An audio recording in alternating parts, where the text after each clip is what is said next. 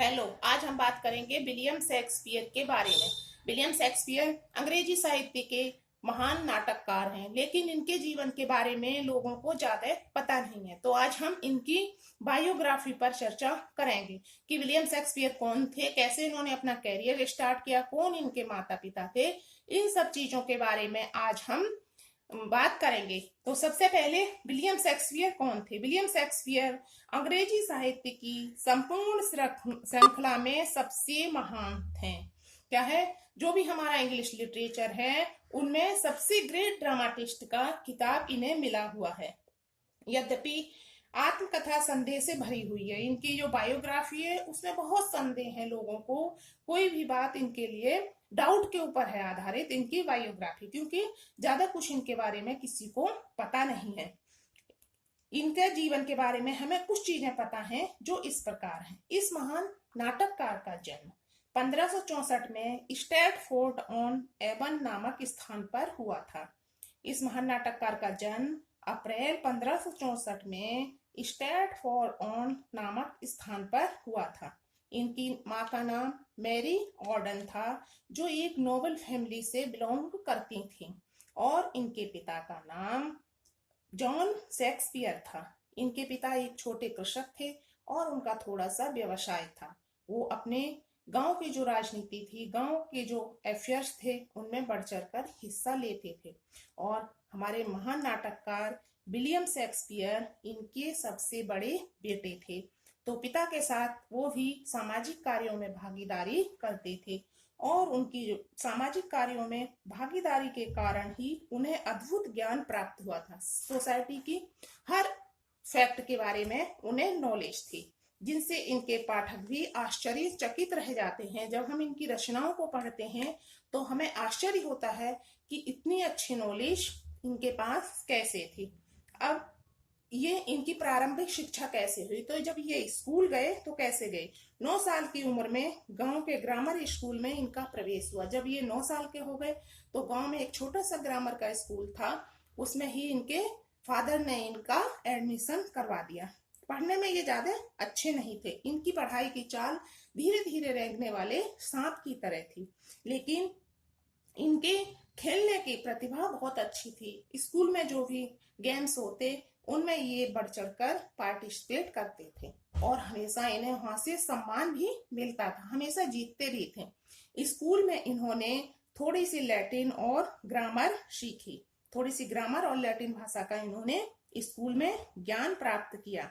इनके गांव का, जहां इनका नेटिव प्लेस था स्टैटफोर्ड ऑन, उसके आसपास का प्राकृतिक दृश्य बहुत अच्छा था, बहुत मनोहर कार्य था, जिसका वर्णन इन्होंने अपनी रचनाओं में किया है। इनकी रचनाओं को जब हम पढ़ते हैं तो उसमें इनके रचनाओं में प्राकृतिक दृश्यों का अद्भुत वर्णन हमें मिलता है। इन्हें प्राकृतिक ज्ञान का स्टोर भी कहते हैं, स्टोर ऑफ नेचुरल ब्यूटी का इन्हें स्टोर भी कहते हैं, कि इनके पास इतना प्राकृतिक ज्ञान था कि संग्रह का नाम इन्हें दिया गया, स्टोर का नाम दिया गया। अब जब ये 12 साल के थे, 9 साल की उम्र में इनका एडमिशन हुआ, और ये जब 12 साल के हुए तब इनके पिता का दुर्भाग्य शुरू हो गया। छोटी सी उम्र में ही, 12 साल की छोटी सी उम्र में इन्हें अपना स्कूल छोड़ना पड़ा, और उसके बाद इन्होंने अपने पिता के साथ उनके व्यवसाय में, उनका जो बिजनेस था छोटा सा, उसमें हेल्प की। गांव के स्कूल में कुछ दिनों इन्होंने कुछ समय के लिए स्कूल मास्टर का कार्य भी किया, क्योंकि ये गेम्स में बहुत अच्छे थे। तो कुछ समय के लिए इन्होंने स्कूल के, गांव के स्कूल में स्कूल मास्टर का कार्य भी किया, गेम्स बच्चों को सिखाया। उसके बाद कुछ समय के बाद इनके पिता ने अपने सामाजिक कार्यों में भागीदारी करनी बंद कर दी, और गांव में इनकी रेपुटेशन खराब हो गई। उस समय इन्होंने अपने पिता की बहुत अधिक सहायता की। अब इनकी मैरिज किसके साथ हुई, तो जब ये 19 साल के थे तब इनकी मैरिज, तब इनकी शादी हुई एनी हैथवे के साथ। जब इनकी उम्र 19 साल की थी तब इनकी शादी एनी हैथवे के साथ हुई, जो उम्र में इनसे 8 साल बड़ी थी। और ऐसा कहा जाता है कि एनी हैथवे जो उनकी वाइफ थी, वो इनकी बड़ी सिस्टर की सहेली थी, बड़ी सिस्टर की फ्रेंड थी। कुछ लोग कहते हैं, कुछ आलोचक कहते हैं कि इनकी मैरिड लाइफ अनहैप्पी थी, लेकिन इसका कोई भी हमें प्रमाण नहीं मिलता। मैरिज के 6 महीने के बाद इनकी बड़ी बेटी सुसैना का जन्म हुआ और 1585 में इनके 2 जुड़वा बच्चे हुए, जूडिस और हेमलेट। हेमलेट और जूडिस नाम के 2 जुड़वा बच्चे इनके 1585 ईस्वी में बच्चों का जन्म हुआ। अब ये उसके बाद इनकी पारिवारिक समस्याएं बढ़ती गई, फैमिली बढ़ गई और कमाने का कोई इतना अच्छा साधन नहीं था इनके गांव में, तो ये वहां से अपना गांव स्ट्रैटफोर्ड ऑन छोड़ करके लंदन चले गई। लंदन जाकर के इन्होंने व्यापार करने की सोची। वहां ये कुछ नाटक कलाकारों के, जो नाटकों में काम करते थे, ऐसे कलाकारों के संपर्क में आए। उसके बाद ये उनके संपर्क में रह करके कार्य करने लगे। सन 1591 में ये लंदन के एक प्रसिद्ध थिएटर के बाहर घोड़ों की देखभाल का कार्य करने लगे। वहाँ थिएटर का जो मैनेजर था, उन्होंने इसे घोड़ों की देखभाल करने का कार्य सौंप दिया। जो लोग थिएटर में नाटक देखने आते थे, उनके घोड़ों की ये देखभाल करते थे। घोड़ों को चारा पानी देने के बाद ये थिएटर में पीछे खड़े होकर के वहां होने वाले नाटकों की परफॉर्मेंस भी देखा करते थे। तो इससे वहां पता चल जाता था कि पब्लिक का रुझान किधर है, पब्लिक क्या चाहती है। उसके बाद इन्होंने मैनेजर से रिक्वेस्ट करके, मैनेजर से प्रार्थना करके कुछ नाटकों को पब्लिक की पसंद के अनुसार कास्टिंग भी की और ये नाटक उनके बहुत प्रसिद्ध हुए। इन्हें प्रसिद्धि मिली, मैनेजर इनके काम से बहुत खुश हुए और उन्होंने इन्हें नाटक लिखने के लिए कहा कि आप नाटक लिखें, हम अपने थिएटर में उनको प्ले करवाएंगे।